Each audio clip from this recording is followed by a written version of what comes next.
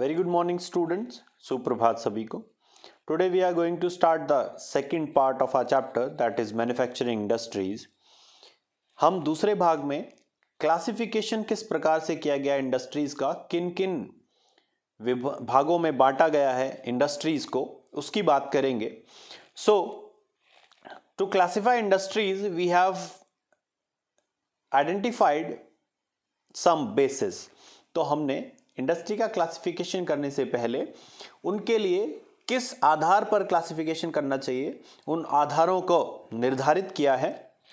So industries are classified on the basis such as on the basis of raw material used. पहला जो आधार है वो है किस प्रकार का रॉ मटेरियल, कच्चा माल इस्तेमाल कर रही है कोई industry. Second is according to their main role, that is what kind of goods they are producing. Third, on the basis of capital investment, कितना कैपिटल इन्वेस्टमेंट किसी इंडस्ट्री में हुआ है. Fourth, on the basis of ownership, उस industry या factory का मालिक कौन है. और on the basis of bulk of weight and raw material and finish good, कितना भारी या कितने बड़े साइज या कितने छोटे साइज का कोई सामान कोई इंडस्ट्री बना रही है या जो रॉ मटेरियल यूज कर रही है, उसके हिसाब से भी हमने वर्गीकरण किया है. तो 5 जो आधार हैं वर्गीकरण के, क्लासिफिकेशन के इंडस्ट्रीज को, वो है raw material used, main role, capital investment, ownership and size of the goods produced, size and weight. So सबसे पहले आधार को डिस्कस करते हैं. On the basis of raw material industries are classified as agro based industries. तो कौन सी होती हैं एग्रो बेस्ड इंडस्ट्रीज? वो इंडस्ट्री जो एग्रीकल्चर या फार्मिंग से प्रोड्यूस हुए रॉ मटेरियल से कोई नया प्रोडक्ट बनाती हैं. For example cotton textile industry, rubber industry, sugar industry etcetera. On the basis of raw material use, the second type of industry is mineral based industry. So these are the industries which uses different minerals as raw material, for example iron, copper, aluminium etc. Iron and steel industries, cement industries, petrochemical industries etc. are the industries which are classified as mineral based industries. So on the base of raw material में हमने 2 प्रकार की industries पढ़ ली, agro based और mineral based. Agro based वो जो खेती से पैदा हुई वस्तुओं से नए प्रोडक्ट्स बनाती हैं, और मिनरल बेस्ड वो जो अलग अलग मिनरल्स को यूज करके नए प्रोडक्ट्स बनाती हैं. अब सेकंड जो हमारा बेसिस है क्लासिफिकेशन का, वो है according to their main role, यानी कि किस प्रकार के सामान वो बना रही हैं. तो मेन रोल के अकॉर्डिंग 2 प्रकार से 2 हिस्सों में बांटा गया है इंडस्ट्री को. फर्स्ट इज बेसिक या की इंडस्ट्रीज, ऐसी इंडस्ट्री जो अन्य इंडस्ट्रियों के लिए सामान बनाती हैं, उनको कहते हैं बेसिक या की इंडस्ट्रीज.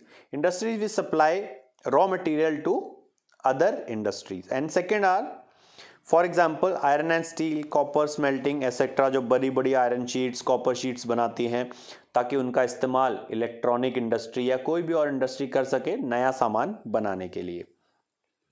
मेन रोल के अकॉर्डिंग जो दूसरी प्रकार की इंडस्ट्री है वो है कंज्यूमर इंडस्ट्री. पहली टाइप की हमने कौन सी पढ़ी, बेसिक इंडस्ट्री, और दूसरी consumer industry.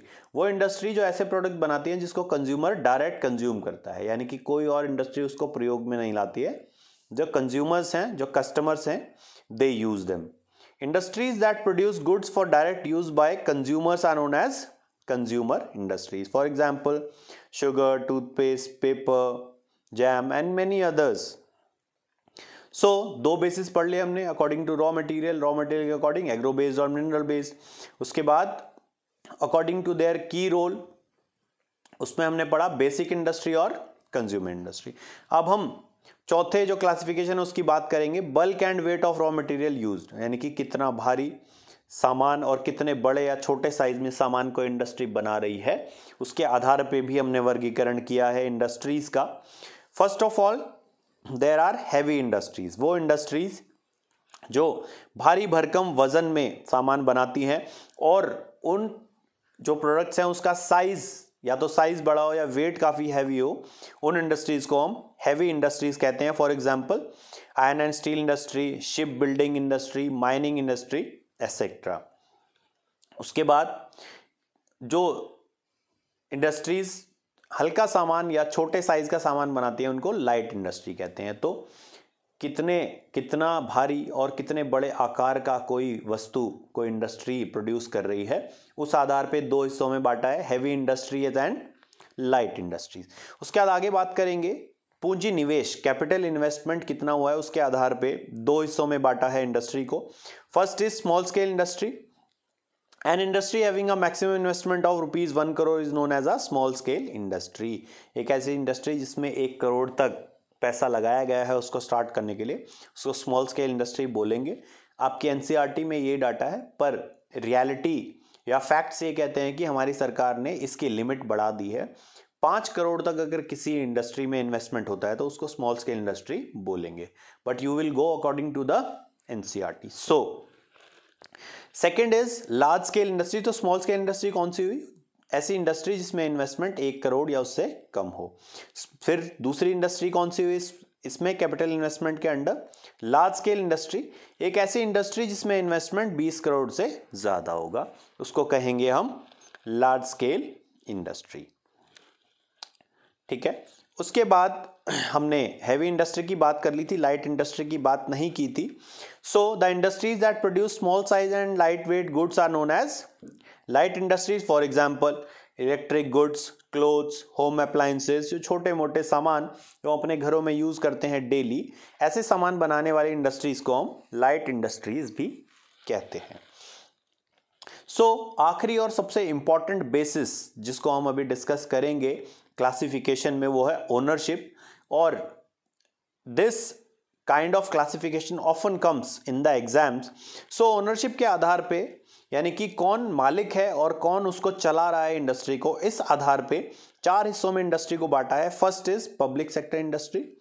Industries that are owned and operated by the government agencies are known as public sector industry. ऐसी इंडस्ट्री जिनकी मालिक सरकार या उसके अन्य जो एजेंसीज हैं वो हैं, और जो उसको ऑपरेट कर रहे हैं, that is known as public sector industries. For example SAIL, steel authority of India limited, BSNL, Bharat Sanchar Nigam limited, BHEL, Bharat heavy electronics limited, etcetera. There are many, you can see in the image also, there are names of many public sector industries. इसको हम सरकारी company भी कहते हैं। Second is private sector industry. And industries that are owned and operated by individuals or group of individuals are known as private sector industry. ऐसी industry जिसका मालिक कोई एक व्यक्ति या एक व्यक्तियों का समूह है, उन इंडस्ट्रीज को हम प्राइवेट सेक्टर इंडस्ट्रीज कहते हैं। For example Reliance, Tata, Dabur, Adani, etcetera. So on the basis of ownership हमने 2 क्लासिफिकेशन देख लिए, पब्लिक सेक्टर यानी कि गवर्नमेंट और प्राइवेट सेक्टर यानी कि प्राइवेट। पब्लिक सेक्टर में गवर्नमेंट जो है वो मालिक होती है और मैनेज करती है, और प्राइवेट सेक्टर में जो प्राइवेट इंडिविजुअल्स होते हैं, they are the owners of that industry and they manage the industry. The third type of industry under ownership is joint sector.